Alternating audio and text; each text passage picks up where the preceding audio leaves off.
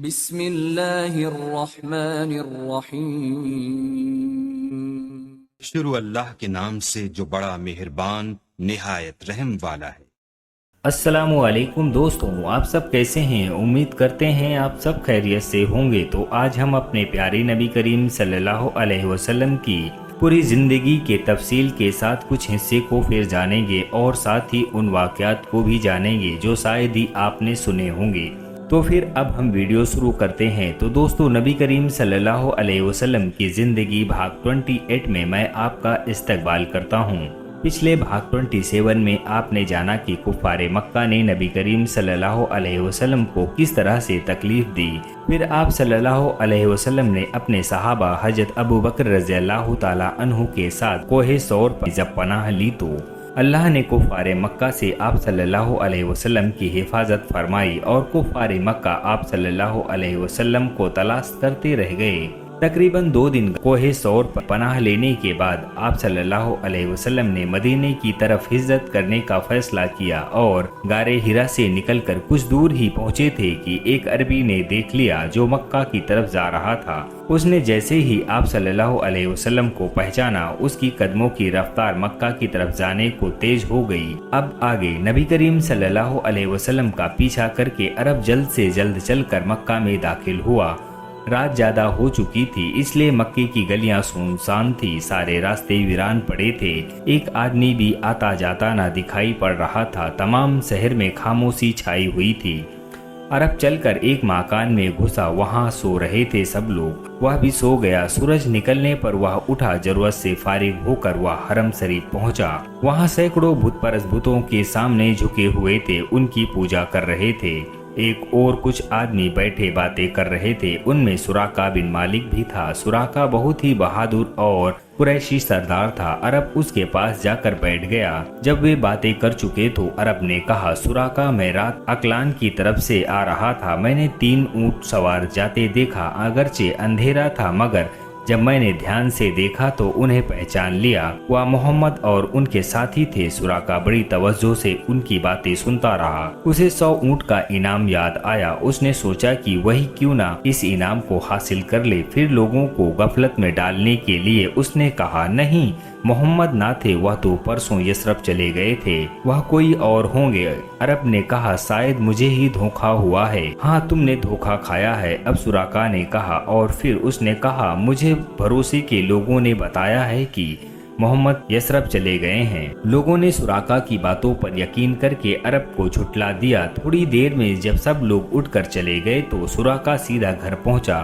گھر پہنچتے ہی اس نے ہتھیار اور گھوڑا اپنے غلام کے ہاتھ شہر سے باہر بھیج دیے اور خود سب کی نظروں سے بچتا ہوا مکے سے باہر نکل آیا۔ باہر آتے ہی ہتھیاروں سے سج دھج کر گھوڑے پر سوار ہوا اور غلام کو ہدایت دی کہ کسی کو نہ بتانا کہ میں کہاں جا رہا ہوں۔ مجھے معلوم ہوا ہے کہ محمد صلی اللہ علیہ وسلم اس طرف گئے ہیں اور میں ان کا پیچھا کرنے جا رہا ہوں۔ اگر میں نے ان کو گرفتار کر لیا تو آج 100 اونٹ کا انعام حاصل کروں گا۔ غلام نے سر جھکا کر اطاعت کی حامی بھر لی۔ سراقہ اب وہاں سے روانہ ہوا۔ ابھی وہ تھوڑی ہی دور چلا تھا کہ ایک گدھ گھوڑے کے قریب سے گزرا، گھوڑا بھدک گیا۔ سراقہ ہوشیاری سے نہ بیٹھا تھا، دھڑام سے نیچے آ گرا۔ اسے گدھ پر بڑا غصہ آیا، وہ اٹھا اور کپڑے جھٹکنے لگا اور گدھ کو گالیاں دینے لگا۔ کپڑے جھٹک کر گھوڑے پر پھر سوار ہوا اور کچھ قدم ہی چلا تھا کہ وہ کوہ ثور پر پہنچ کر اس نے اونٹوں کے پیروں کے نشان دیکھے۔ وہ خوش ہو کر ان نشانوں پر تیزی سے روانہ ہوا۔ پورے 3 گھنٹے تک تیزی سے چلتا رہا۔ جب سورج سر پر آ گیا تو اس نے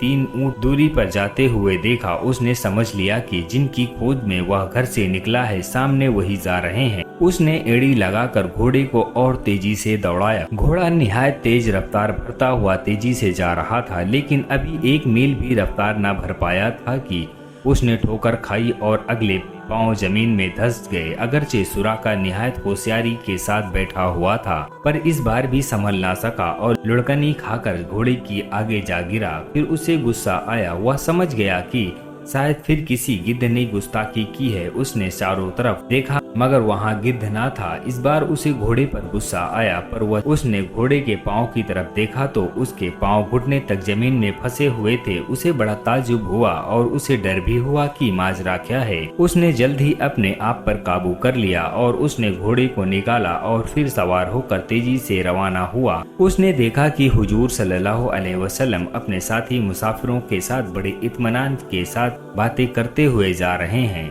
उसने घोड़े की रफ्तार तेज कर दी। जब घोड़ा बहुत ही करीब पहुंचा तो अचानक वह पेट तक जमीन में धंस गया। सुराका फिर घोड़े से नीचे आ गिरा। उस पर हैबत छा गई। उसने समझ लिया कि जिनका पीछा करने आया है उन तक पहुंचना मुनासिब नहीं है। उनका खुदा उनकी हिफाजत कर रहा है। उसे इस बात का अफसोस हुआ कि वह इनाम हासिल करने में नाकाम रहेगा। बहरहाल उसने अक्ल से काम लिया और उसने हुजूर सल्लल्लाहु अलैहि वसल्लम को आवाज देकर कहा, ए मुसलमानों के रहनुमा, जरा ठहर कर मेरी बातें सुन लीजिए। आप सल्लल्लाहु अलैहि वसल्लम ने उसकी आवाज सुनकर सवारी रोक दी। तीनों ऊंट रोक दिए गए। हुजूर सल्लल्लाहु अलैहि वसल्लम ने फरमाया, सुराका जल्द आकर कहो क्या कहना चाहते हो। सुराका दौड़कर आप सल्लल्लाहु अलैहि वसल्लम के पास पहुंचा। उसने कहा, ए मुसलमानों के रहनुमा, मैं आपको और आपके साथियों को गिरफ्तार करने के इरादे से आया था, पर जब से मैंने आपका पीछा करने के लिए घोड़ा रवाना किया है उस वक्त से अब तक 3 बार घोड़े से गिर चुका हूँ। पहली 2 बार मैंने इत्तफाक समझा, पर अब जब तीसरी मर्तबा मेरा घोड़ा पेट तक धंस गया तो मैंने समझा कि आपका खुदा आपकी हिफाजत कर रहा है। आपको कोई गिरफ्तार नहीं कर सकता। मेरे हुजूर, मुझे यकीन आ गया है कि एक ना एक दिन आप मक्का के हुक्मरान होंगे। न सिर्फ मक्का के बल्कि पूरा अरब आपके कब्जे में होगा। इसलिए मैं चाहता हूं कि आप मेरे घर वालों के लिए अमान नामा लिख दें ताकि उस मौके पर हम लोग सुकून से रह सकें। हुजूर सल्लल्लाहु अलैहि वसल्लम ने हजरत अबू बकर रज़ियल्लाहु ताला अन्हु से मुखातब होकर कहा, इसे अमाननामा लिख दो। हजरत अबू बकर रज़ियल्लाहु ताला अन्हु ने ऊंट पर बैठे बैठे ही अमाननामा लिखकर सुराका की तरफ फेंक दिया। सुराका ने उसे बड़ी एहतियात से अमामा में बांध लिया। यह पहला अमाननामा लिखा गया था। सुराका ने कहा, अब हुजूर सल्लल्लाहु अलैहि वसल्लम आप इत्मीनान से तशरीफ ले जाएं, मैं वापस जा रहा हूं। जो लोग इस तरफ से आपका पीछा करते हुए आ रहे होंगे मैं उनको वापस कर दूंगा।